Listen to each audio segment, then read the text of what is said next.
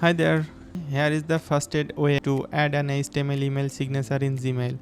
First, open your HTML file with the browser like Microsoft Edge, Chrome or Firefox. It should look exactly how you want to appear.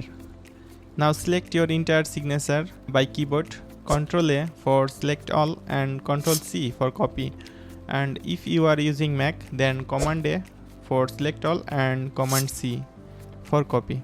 In Gmail, click the gear icon, choose see all setting, then scroll to the signature section, click create new and name it like signature